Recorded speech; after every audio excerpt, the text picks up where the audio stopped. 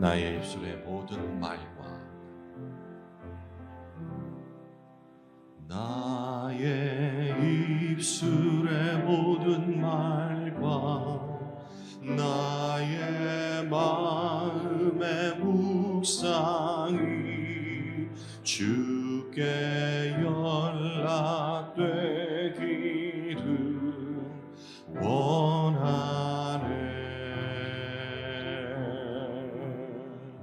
생명이 되신 주 반석이 되신 주 나의 입술의 모든 말과 나의 마음의 묵상이 주께 연락되기를 원하네.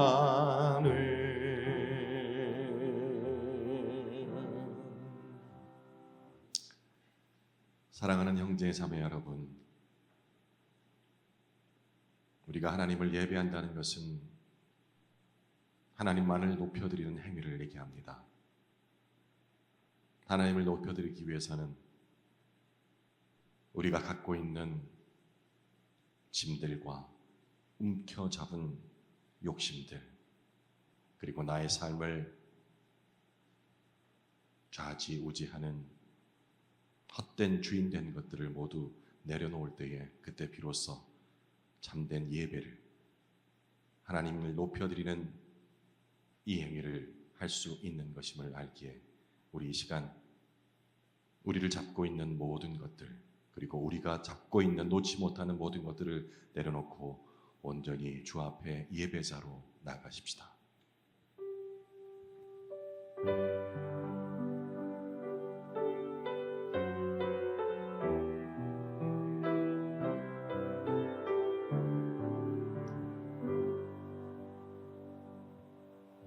내가 주인 삼은 모든 것 내려놓고 내 주 되신 주 앞에 나가 내가 사랑했던 모든 것 내려놓고 주님만 사랑해. 내가 주인 삼은 모든 것 내려놓고 내가 주인 삼은 모든 것 내려놓고 내 주 되신 주 앞에 나가 내가 사랑했던 모든 것 내려놓고 주님만 사랑해. 주 사랑 거친 풍랑에도 깊은 바다처럼 나를 잠잠케 해. 주 사랑 내 영혼의 반석 그 사랑 위에 서리. 주 사랑 거친 풍랑에도 주 사랑 거친 풍랑에도 깊은 바다처럼 나를 잠잠케 해. 주 사랑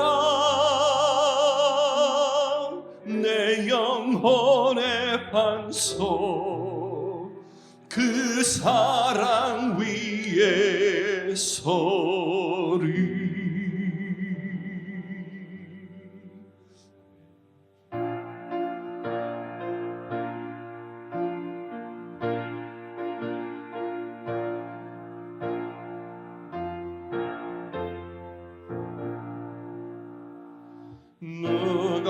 주를 따라 섬기려는가?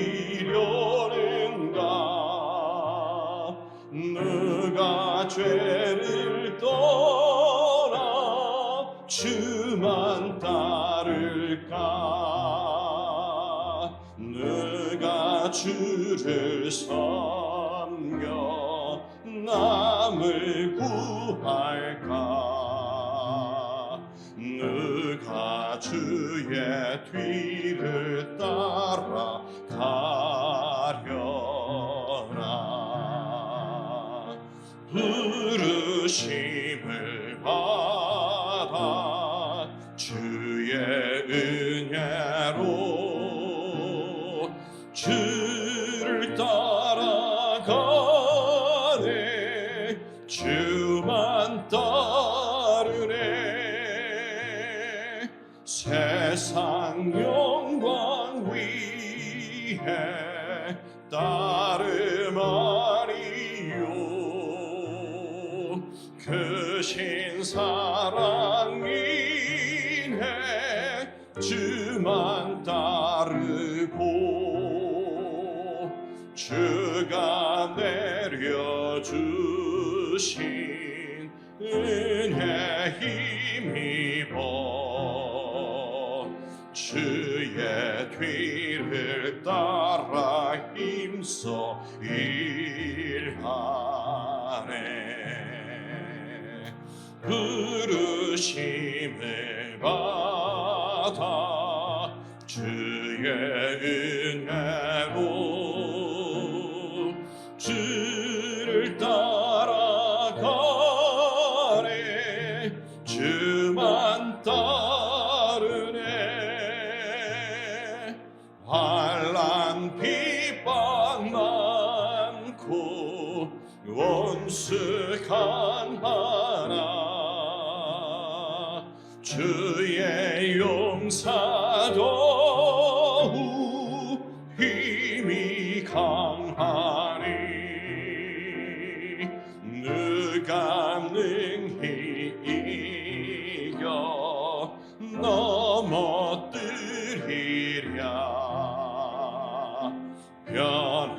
변함없는 진리 승리하리라. 아멘. 기쁜 찬송하며 주의 은혜로 주를 따라가네. 주만 따르네.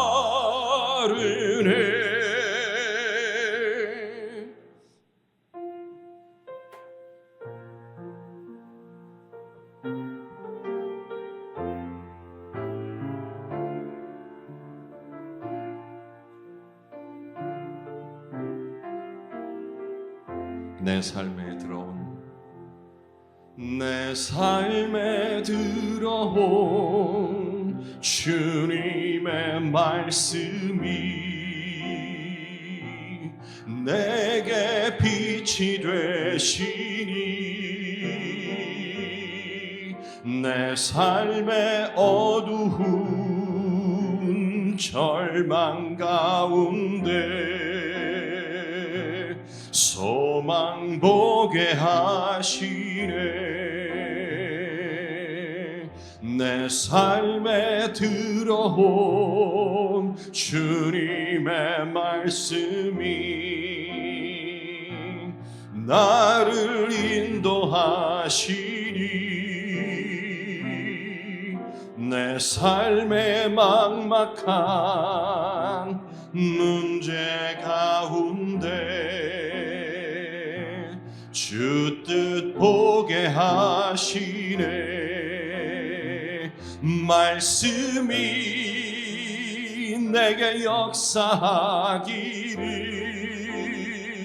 말씀이 내게 살아있기를, 하나님 말씀을 듣겠나이다. 듣겠나이다. 주님의 음성을 듣겠나이다. 우리 다시 한번 고백합시다. 내 삶에 들어온 주님의 말씀이 내게 빛이 되시니 내 삶의 어두운 절망 가운데 소망 보게 하시네. 내 삶에 들어온 주님의 말씀이 나를 인도하시니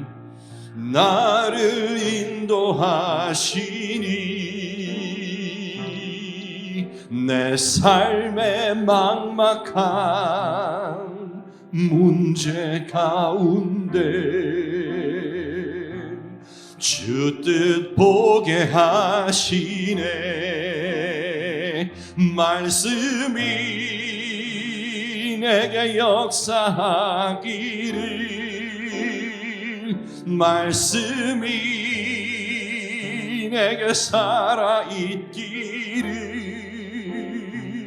하나님 말씀을 듣겠나이다.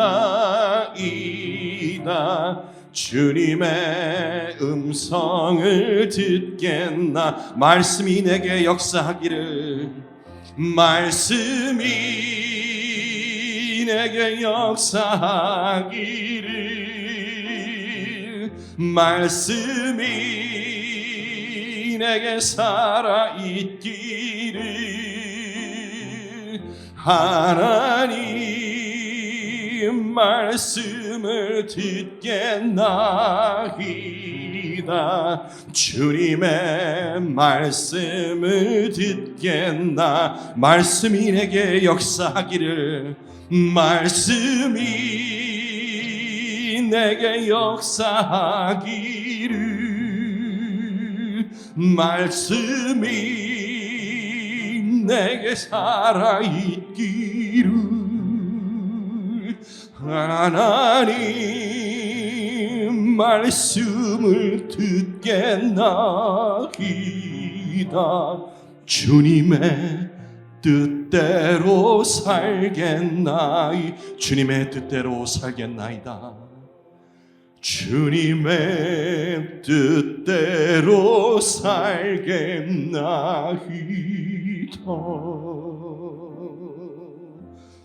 우리 이 시간 입술을 열어서 함께 기도드립시다. 우리가 예배를 통해 또 큐티를 통해 하나님의 말씀을 읽고 듣고 그리고 깨달음을 얻음을 우리가 감사함으로 고백했습니다. 찬양을 올려드렸습니다. 이제 들었던 말씀, 깨달았던 말씀을 내 삶에 실천함으로써 하나님의 사랑을, 예수 그리스도의 그 십자가의 사랑을 전해야 되는 때가 우리에게 임한 줄 압니다. 이 시간 특별히 명절 연휴를 맞아서 흩어졌던 가족들과의 모임을 갖고 있는 우리 지체들이 있습니다. 이곳이 바로 예수 그리스도의 사랑을, 우리가 배웠던, 묵상했던, 깨달음을 얻었던 그 말씀을 실천해야 될 그 모임임을 자각하게 하시고, 그 모임을 통하여서 온전히 살아계신 하나님이 증거될 수 있는 그러한 귀한 시간들로서 삼아야 될 줄 압니다. 이 시간 모인 가족들이 나의 그 사는 모습과 나의 뱉는 말을 통하여서 온전히 하나님을 깨달을 수 있는 시간들로, 귀한 명절로 삼아 주십사. 우리 입술 열어서 함께 기도드리겠습니다.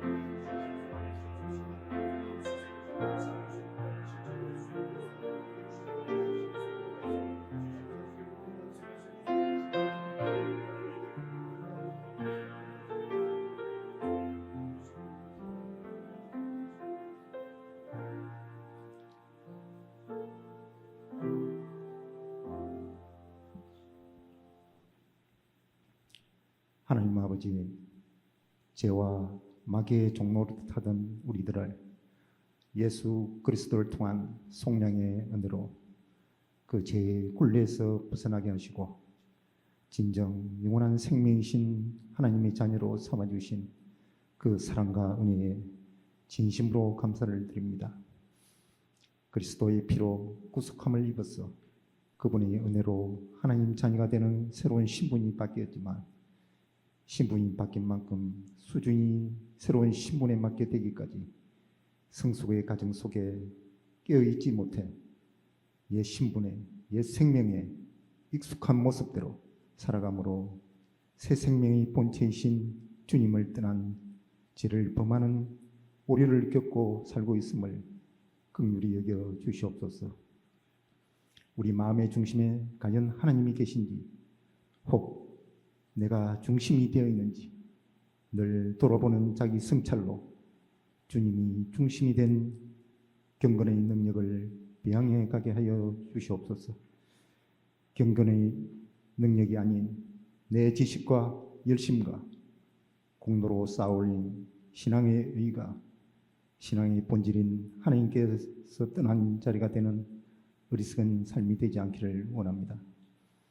여전히 내 본성대로 옛 생명으로 그저 자기 만족을 추구하며 자기 중심의 신앙의 모습은 결국 모양만 갖춘 종교인으로 살 뿐인 것입니다. 이런 우리에게 그리스도께서 이미 이룩하신 십자가와 보혈의 역사를 알고 자신을 죽은 자로 여겨 자신을 하나님께 드리고 성령으로 행하며 십자가를 짊어지는 삶을 살아내기를 원합니다.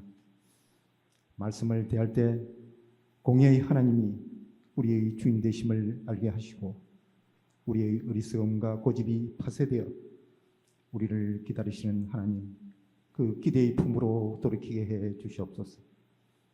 날마다 하나님 말씀을 품게 하여 주시옵소서. 말씀이 스쳐 지나가지 않게 하여 주시옵소서. 말씀이 내 마음판에 새겨지게 하여 주시옵소서. 그 마음이 그 말씀에 심겨져 싹이 트고 살아나 그 말씀의 열매를 맺고 그 말씀이 우리 삶을 변화시키는 하나님의 은혜의 은총의 씨앗이 되게 하여 주시옵소서.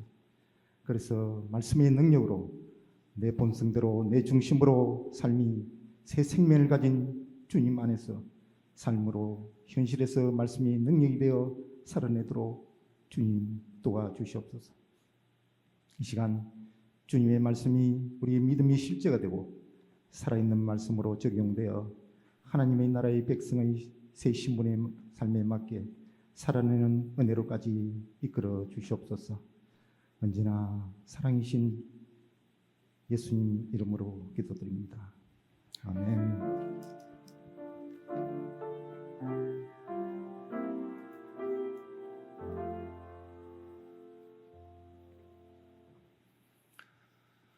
반갑습니다. 더 반갑습니다, 오늘은. 예, 한 분 한 분이 다 눈에 들어오네요. 예, 명절 연휴를 보내고 있습니다. 가족들과 또 보내다가 오신 분도 계실 테고, 가족들과는 미리 만나시고 그리고 혼자 계시다 오신 분도 계시리라 생각됩니다. 야고보서 오늘 네 번째 시간이죠.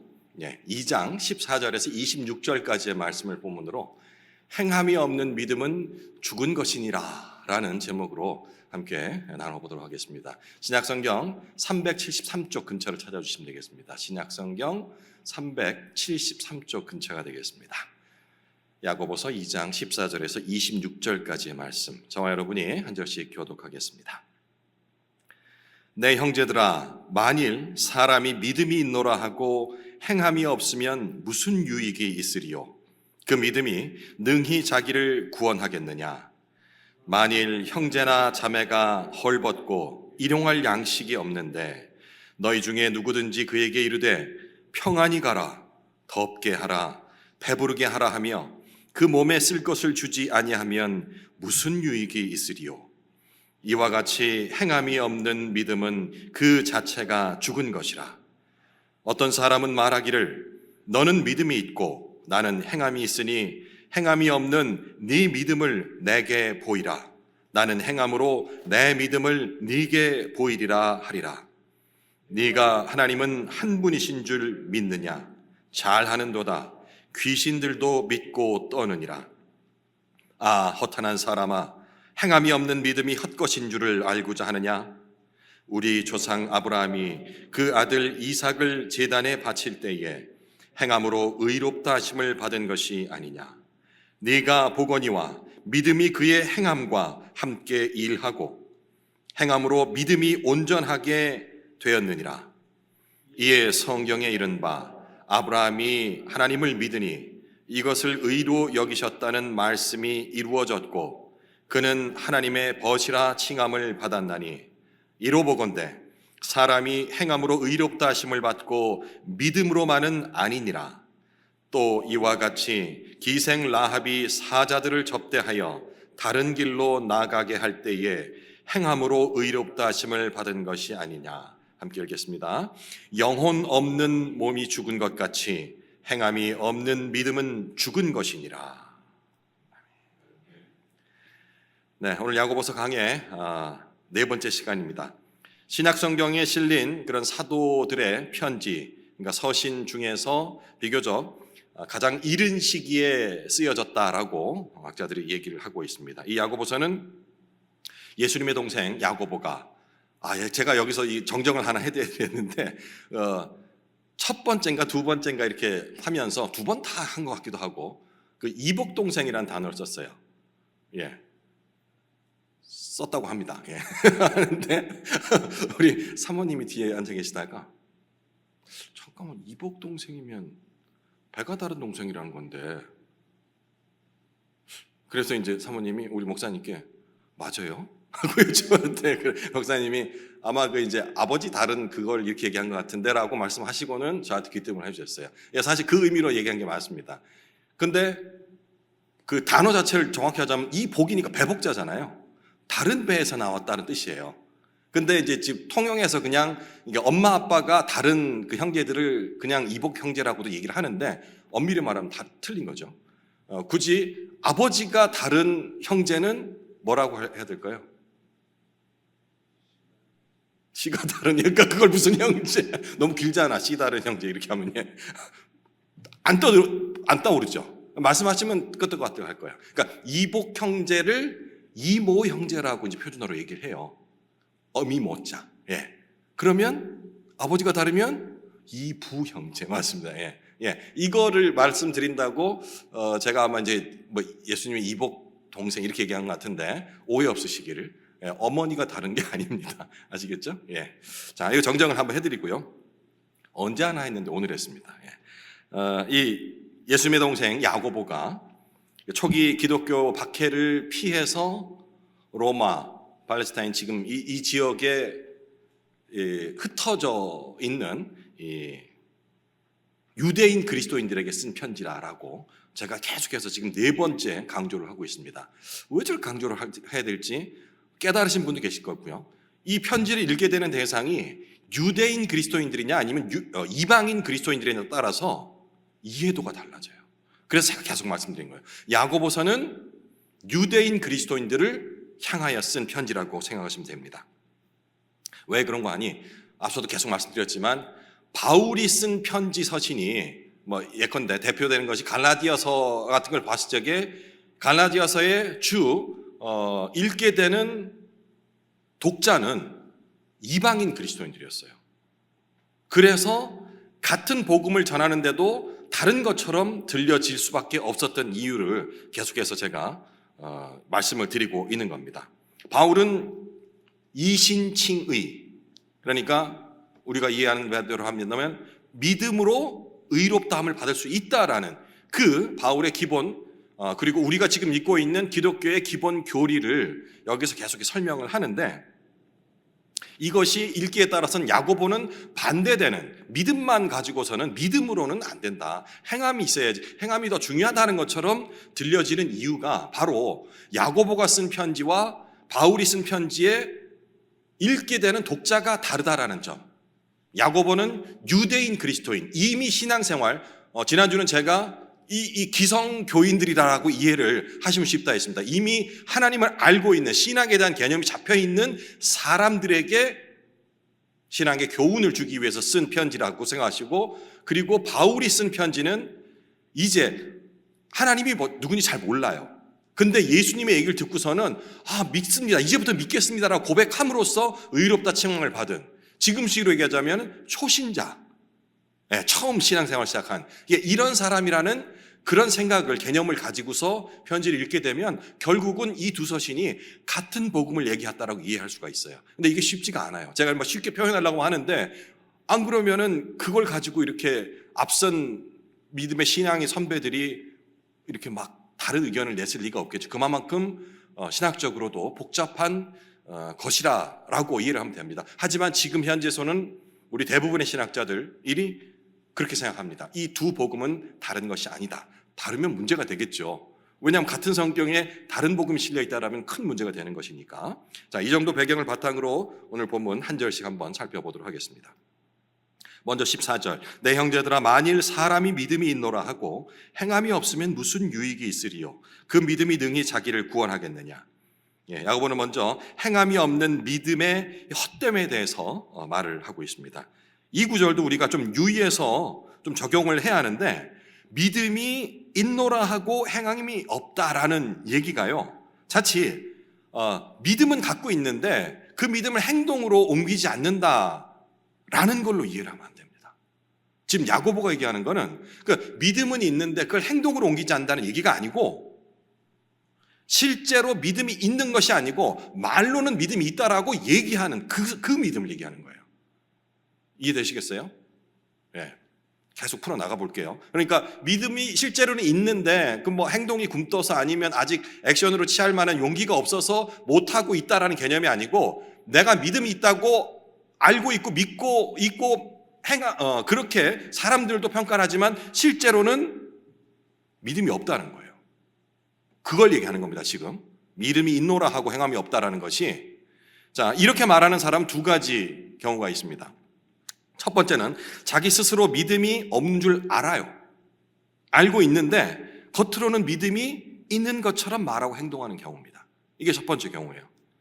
이게 세상의 가치관으로 믿음을 평가하려고 하는 그런 사람들에게 흔히 나타나는 경우입니다. 세상의 가치관이 어떻습니까? 내가 많이 가지고 있으면 사람들이 많이 대우를 하죠. 그래서 대접을 받기 위해서 내가 가진 것이 없으면서도 가지고 있는 척, 잘 모르면서도 많이 아는 척, 속에서는 천불이 나면서도 굉장히 너그러운 척, 이런 가치관을 교회 안에서도 적용하는 겁니다.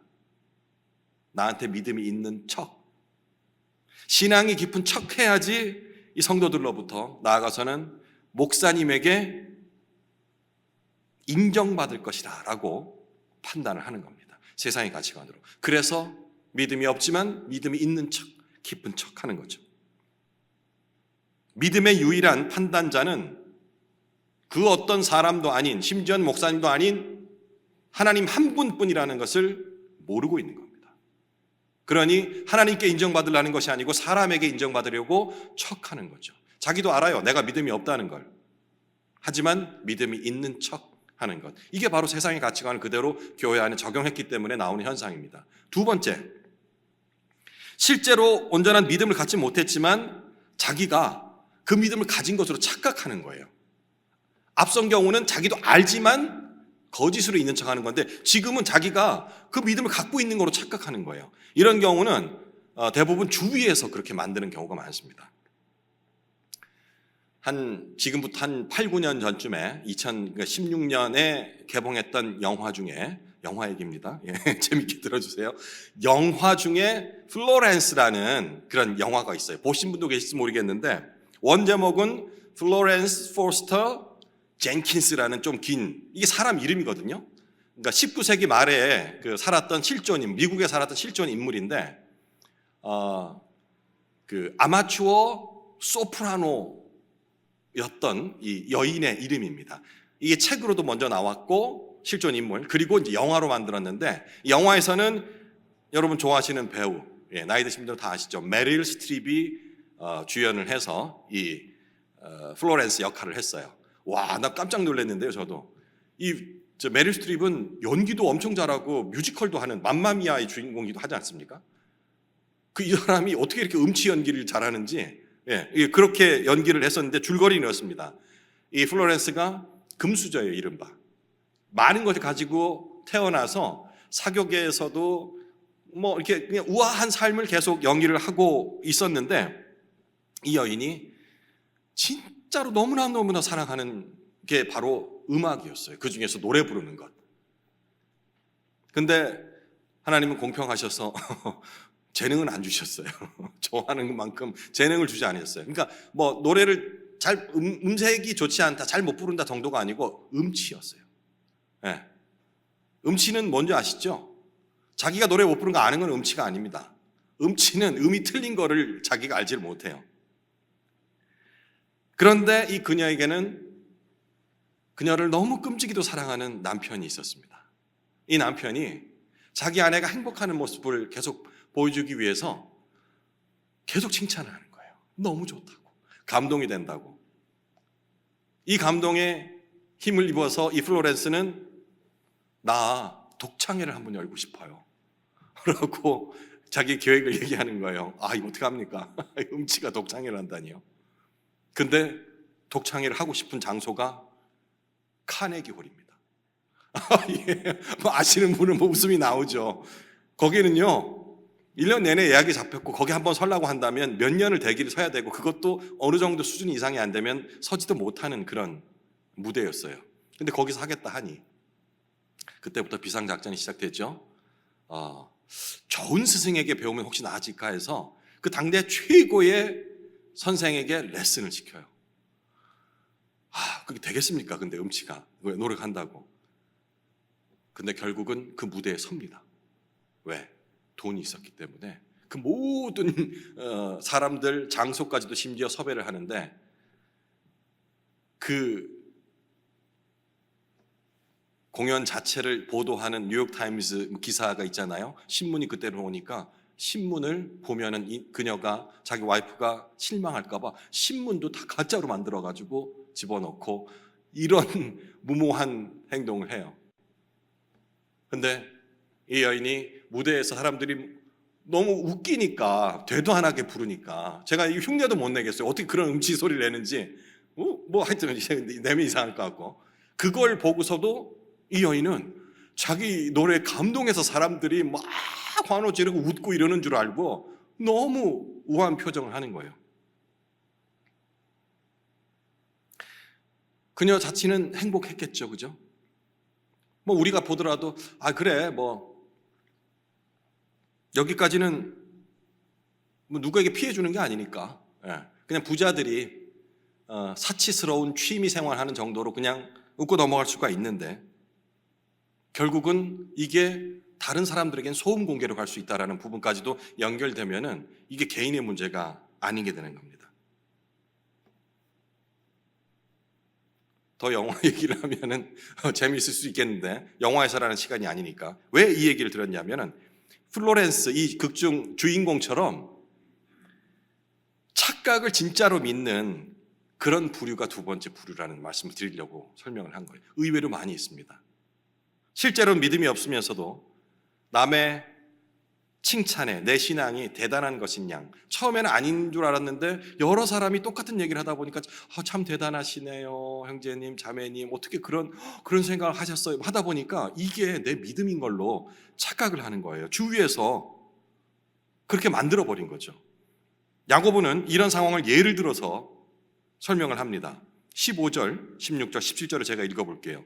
만일 형제나 자매가 헐벗고 일용할 양식이 없는데 너희 중에 누구든지 그에게 이르되 평안히 가라, 따뜻하게 하라, 배부르게 하라,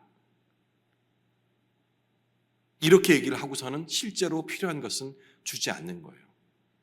이 상황 자체를 제대로 인식을 못하는 거예요. 왜 헐벗고 일용할 양식이 없겠어요? 집이 없고 따뜻하게 할 모든 것이 없는데 배부르게 먹어라, 이런 말뿐인 구제, 관심, 이런 거를 행하는 것, 그 몸에 쓸 것을 주지 않으면 무슨 유익이 있으리요? 이와 같이 행함이 없는 믿음은 그 자체가 죽은 것이라 라고 결론을 맺는 겁니다. 이미 미리. 다시 말씀드리지만 이 예화도요, 이렇게 인식하면 안 됩니다.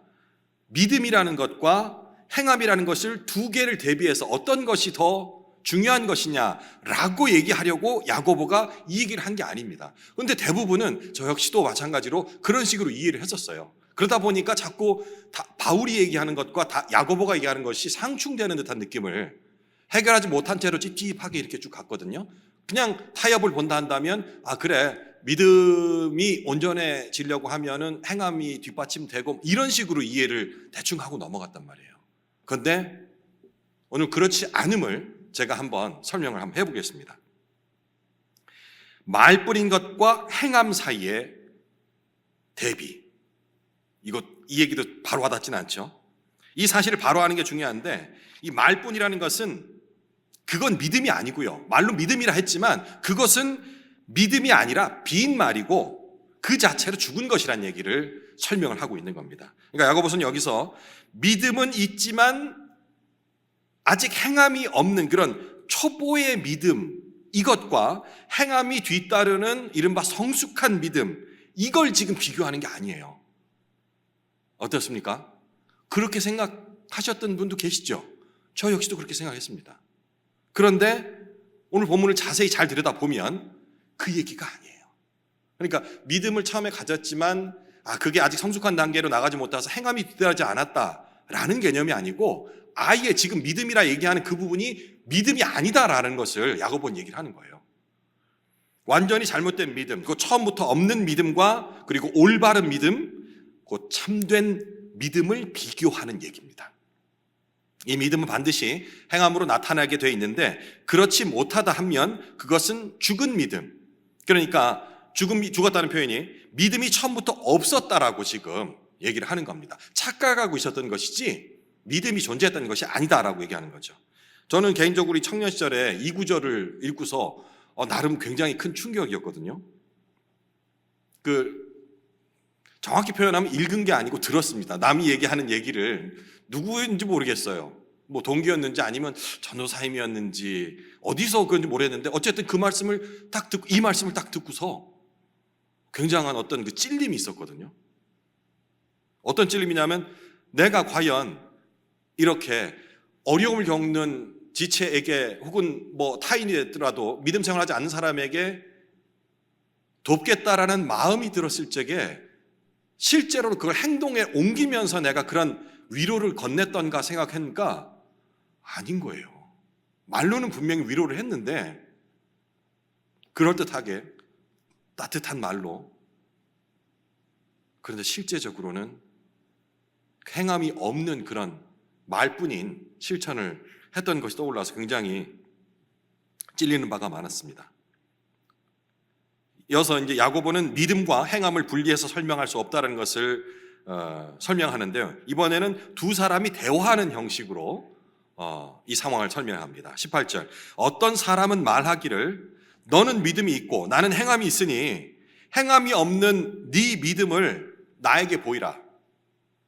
그러면 나는 행함으로 내 믿음을 내게 보이리라 하리라.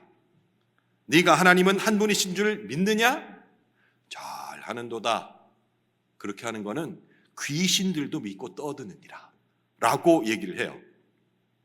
이것도 진짜 제가 이 말씀 준비하면서 이번에 깨달은 거예요. 그 전까지는 어떻게 했냐면 앞선 그 방법이랑 똑같습니다.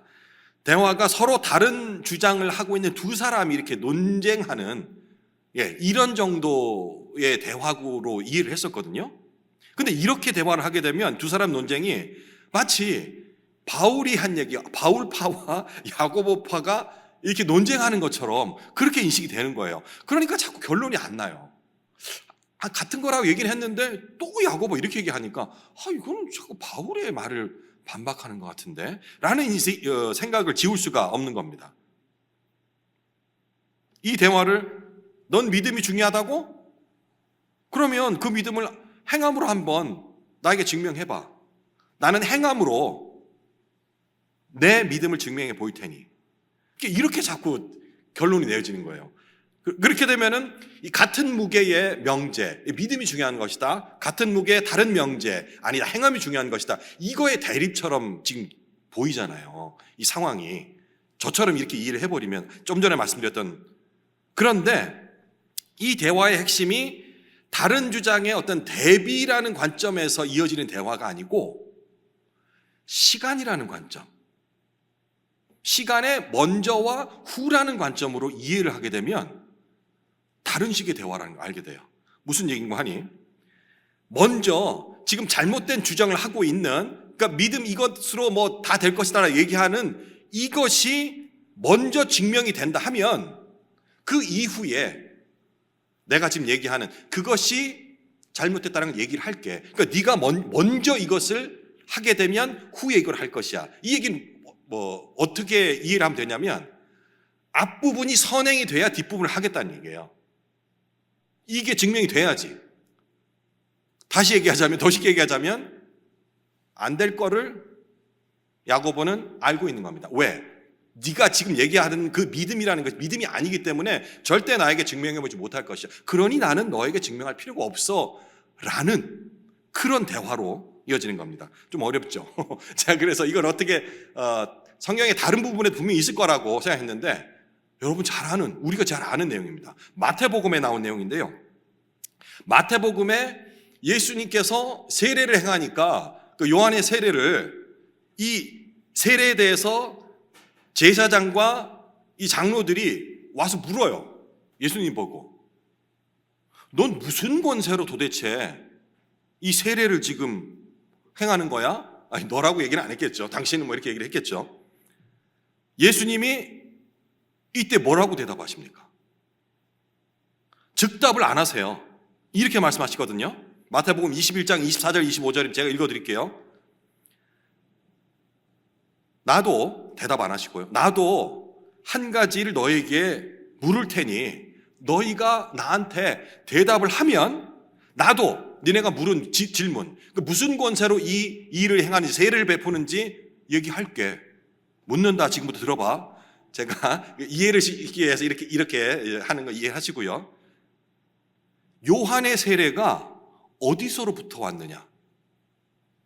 하늘로부터냐 아니면 사람에게부터냐? 이 질문에 대답을 하면 나도 무슨 권세로 세례를 베푸는지 행하는지 대답할게라고 대답을 해요. 이게 뭡니까? 질문 자체가 잘못했어. 너 지금 나 어렵게 하려고 지금 이게 비꼬아서 하는 질문이잖아. 그 질문에 대해서 대답할 수 있다 한다면 나도 대답을 할게. 이것도 역시 선후의 관계예요. 두 주장이 어떤 게 옳으냐 대비하는 것도 동등한 선상이 아니고, 앞에 주장이 잘못됐다라는 그런 가정하에 먼저 된 질문이 해결이 되면 나중 대답을 하겠다라는, 지금 야고보도 그 얘기를 하는 겁니다. 믿음이 있다 하는데 그러면 네 믿음이 있다라는 그걸 행함으로 증명해봐.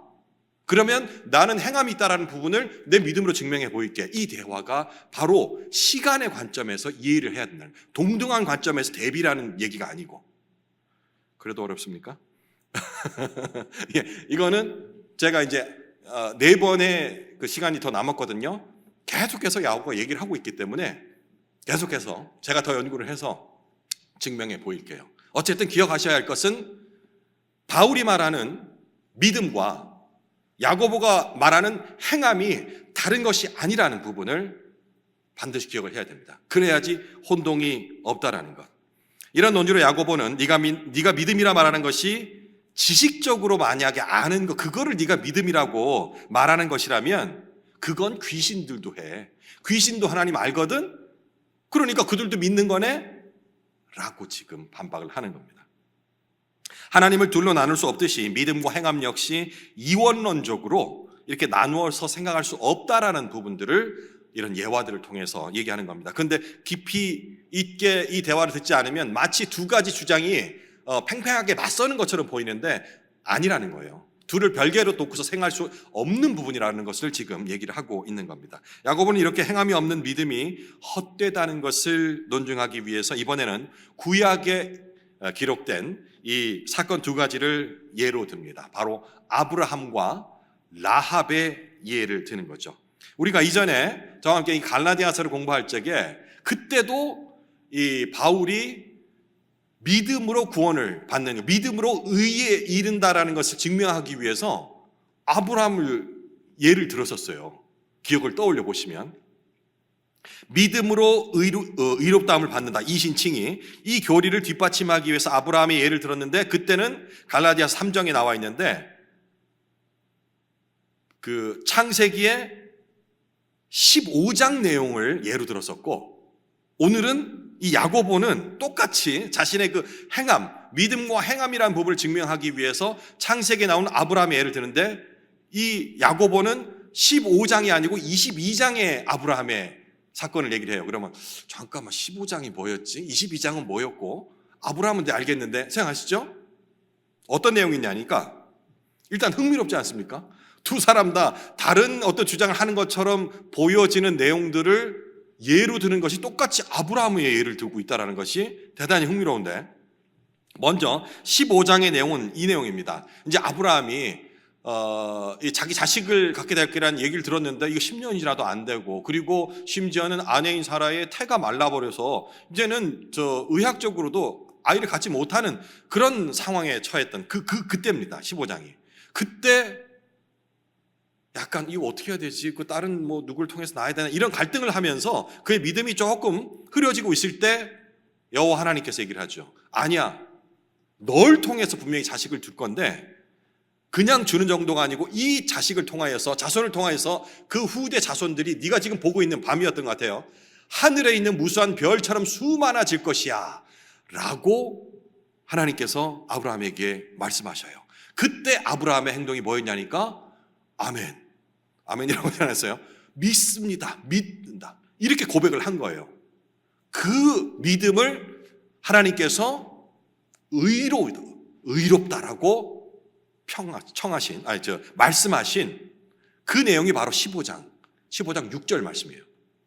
이걸 예로 들어서 봐라, 아브라함이 뭔가를 해서 하나님으로부터 의롭다 칭함을 받았느냐?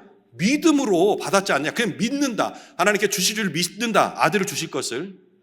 이거를 예로 들었는데, 오늘 야고보는 그 창세기 중에서 22장에 등장하는 사건을 예로 드는 거예요. 이거는 20절이 기록이 되어 있으니까 제가 읽어볼게요.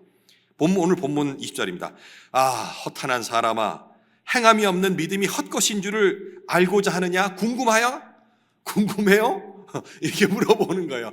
자, 설명할 때 잘 들어봐. 21절 이렇게, 우리 조상 아브라함이 그 아들 이삭을 제단에 바칠 때에, 22장의 내용이 뭔지 알겠죠? 그 자식을 제단에 바치는 그 내용이 기록된 장입니다. 행함으로 의롭다 하심을 받은 것이 아니냐. 무슨 말인지 알겠죠? 그는 그냥 믿습니다 얘기가 아니고, 바치라 할 때 진짜 칼을 들어서 자식을 바치려고 행동을 했다는 거예요. 그때 이제 하나님께서 그 믿음을 보고서 의롭다라고 얘기를 한 거예요. 그러니 이건 분명히 말로만 믿는 것이 아니고 직접 행할 때 하나님께서 의롭다 하셨다라는 걸 반증을 하면서 아브라함 예를 드는 거예요.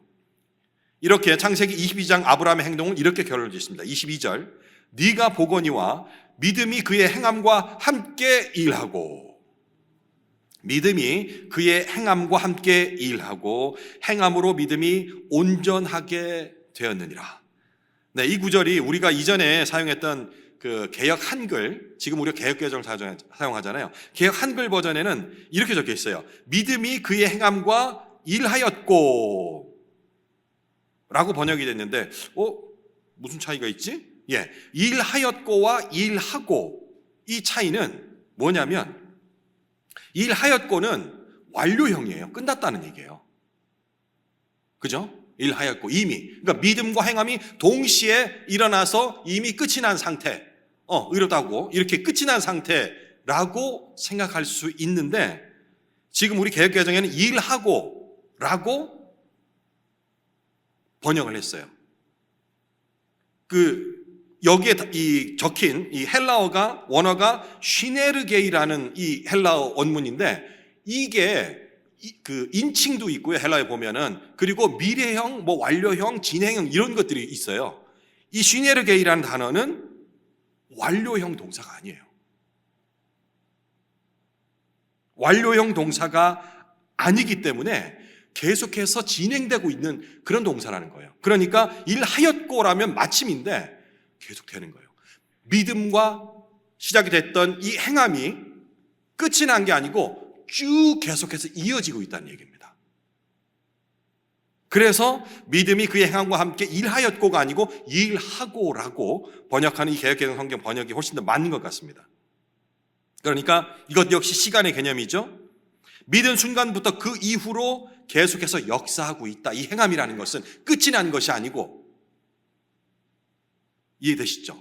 계속되고 있다라는 얘기가 되는 겁니다. 반면에 바울이 말하는 그 율법의 행위라는 거 있죠.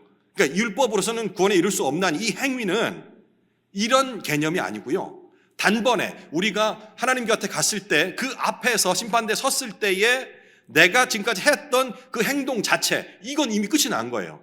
이 행동. 그러니까 그것만으로 구원을 받을 수 없다라. 그러니까 같은 듯 다른 같은 용어지만 두 사람이 사용하는 개념이 좀 다르다는 거죠. 오늘 자꾸 설명하다 자꾸 복잡해지긴 하는데 어쨌든 이렇게 조금 개념을 좀 잡아가시면 좋을 것 같습니다. 이제 야고보는 기생 라합의 예를 들죠. 25절.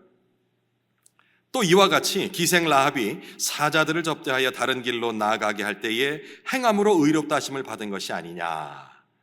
네, 이 구절은 특별히 논쟁이 될 만한 구절은 단어들은 없는 것 같아요.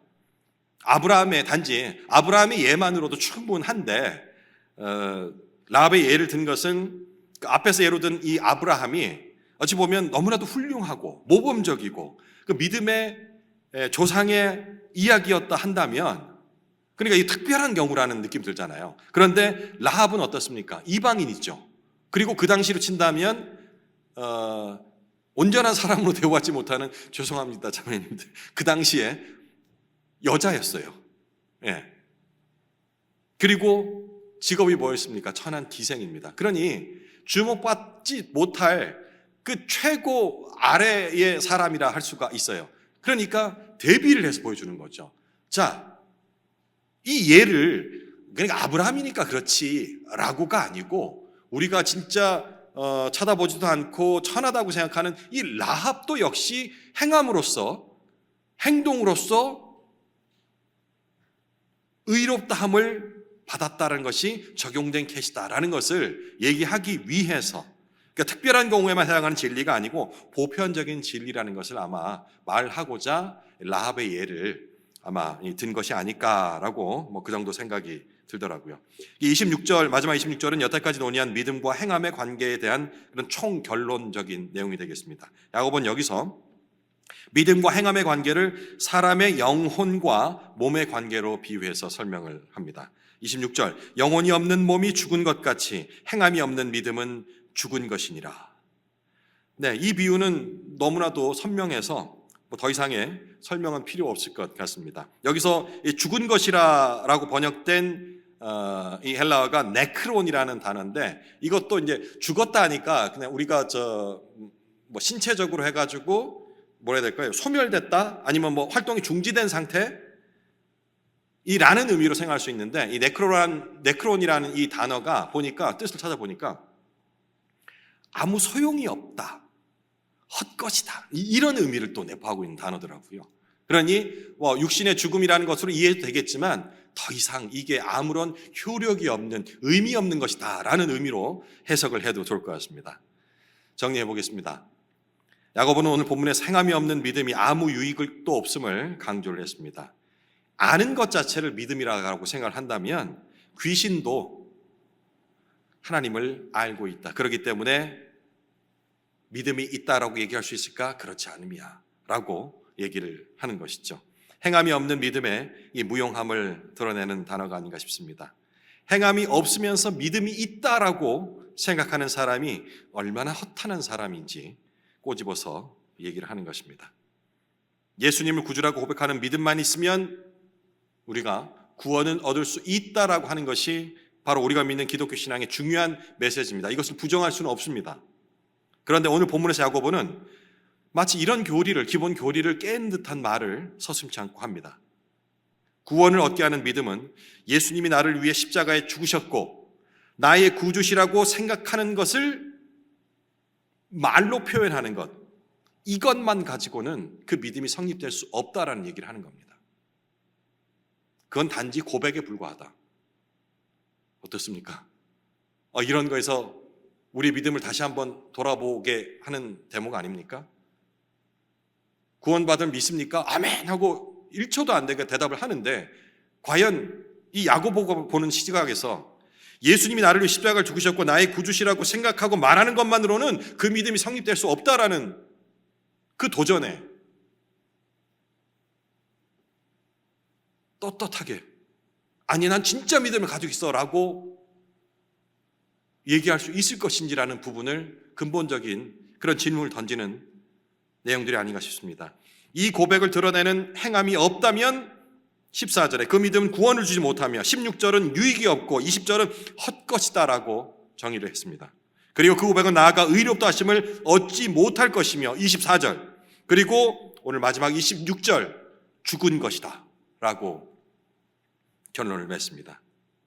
날마다 직면하는 그런 시험 속에서 인내하면서 우리가 하나님의 뜻을 행할 때에 우리 마음속에 말씀이 내 안에 들어오기를 찬양을 드렸듯이 장로님께서 또 오늘 말씀에 대해서 실천을 행함을 기도를 해주셨어요. 이 마음에 심긴 믿음의 씨앗이 더 이상 죽은 그런 상태가 아닌 살아서 자리 잡고 또 온전함에 이르는 참된 믿음이 된다는 그런 내용이 바로 오늘 본문이 아닐까 싶습니다. 오늘 본문에 대한 내용, 제 마음이기도 하고 우리 모두의 행함이 되어야 하는 그 고백을 곡조를 담아서 여러분께 제가 고백을 드리고 싶습니다. 이 찬양을 곡조 있는 기도라고 얘기를 했고요. 그리고 이 기도는 제 생각이 아니고 오늘 야고보서에 있는 말씀과 그리고 마태복음에 있는 그 말씀으로만, 이걸 보통 스크립트송이라고 합니다. 제가 더하거나 붙이거나 내 생각을 넣는 것이 아니고 그 말씀 그대로의 곡을 붙여서 멜로디를 붙여서 고백을 드리는 것인데요. 네, 오늘 말씀을 요약하고 그리고 제 신앙을 고백하는 것을 찬양을 드림으로 마무리를 짓도록 하겠습니다. 그리고 이 찬양 끝에 지난주에 여러분 가르쳐드렸던 사랑의 나눔이라는 곡을 여러분이 소리내서 함께 불러주십시오.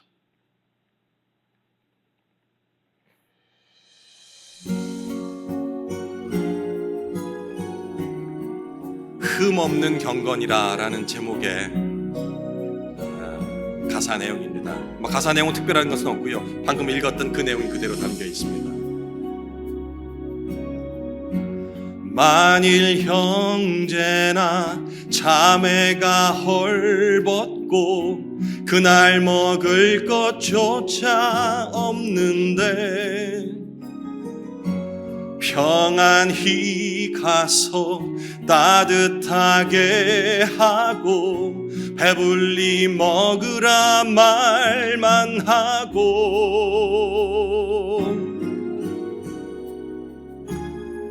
필요한 것들을 주지 않으면 무슨 소용이 있으리요. 그런 믿음은 죽은 것이라.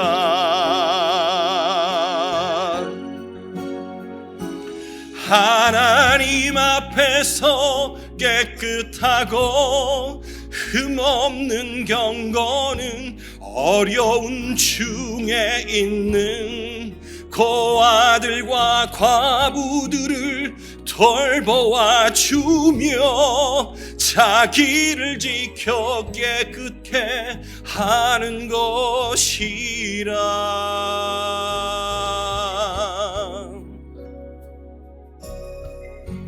만일 형제나 자매가 헐벗고 그날 먹을 것조차 없는데 평안히 가서 따뜻하게 하고 배불리 먹으라 말만 하고 필요한 것들을 주지 않으면 무슨 소용이 있으리요. 그런 믿음은 죽은 것이라.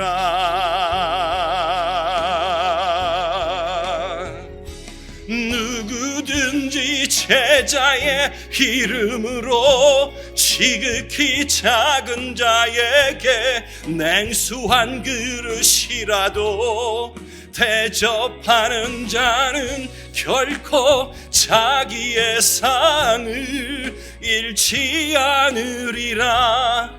주님 말씀하시네.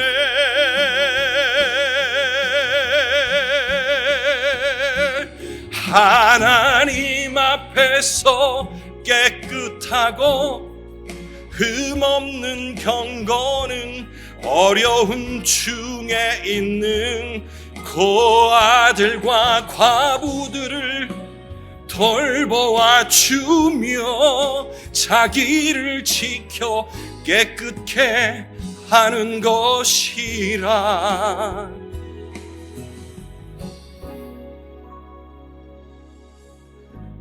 우리 함께 고백하십시다. 사랑의 나눔, 내 나눔 있는 곳에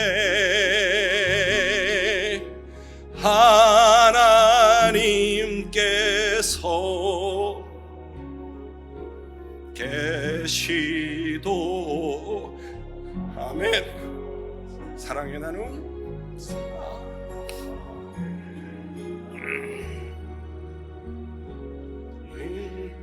예수님께서 계시도다.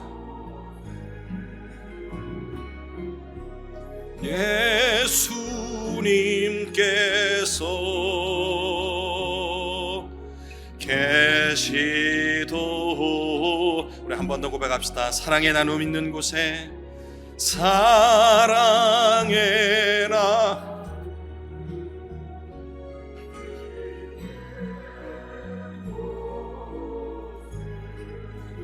성령님께서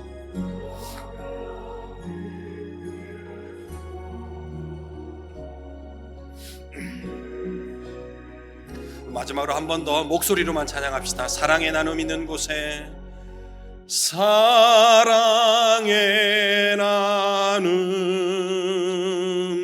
있는 곳에 아버지께서